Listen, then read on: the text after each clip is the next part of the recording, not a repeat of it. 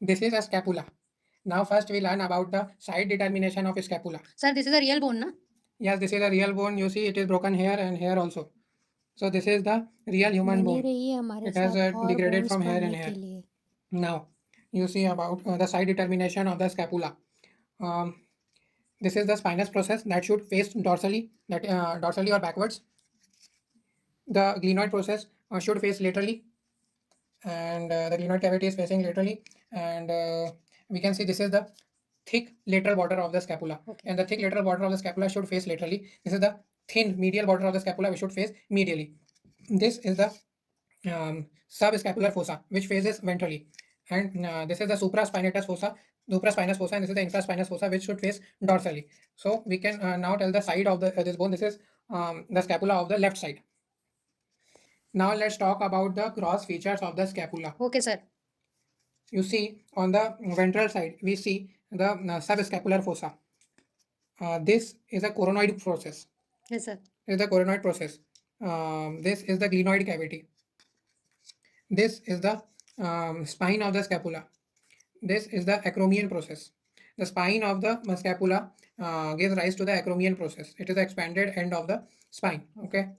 Now you see this is the dorsal aspect. It is broken a little bit. Otherwise, it should present a superior angle, inferior angle, and Yes, sir. and also a lateral angle. This is the lateral angle or the glenoid angle. Okay, sir. Now let's talk about the attachments on the scapula. Yes, sir. This is the glenoid cavity. On the margins of the glenoid cavity, there will be attachment of the glenoid labrum. Glenoid labrum deepens the glenoid cavity, which helps the head of the humerus to fit more tightly into the glenoid cavity. Okay, sir. And other attachment includes this is the ventral surface. So this is the subscapular fossa. So as the name suggests, it gives attachment to the subscapularis muscle. This is the dorsal aspect of the scapula. In the supraspinous fossa, there is attachment of the supraspinatus muscle.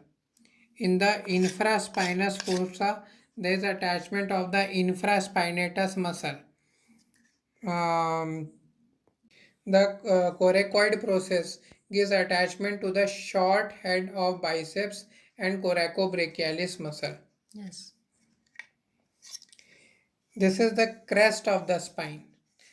This is the crest of the spine. The upper lip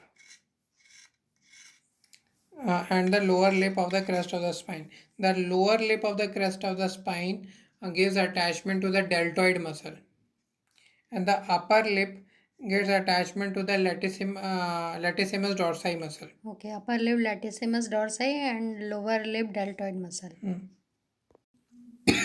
Sorry, the upper lip gives attachment to the trapezius muscle. The inferior angle of the scapula gives attachment to the latissimus dorsi muscle. The lateral border of the scapula gives attachment to the initially superiorly it gives attachment to the teres minor muscle, and inferiorly it gives attachment to the teres major muscle. The medial border on the costal surface gives attachment to the serratus anterior muscle, Okay, so serratus anterior.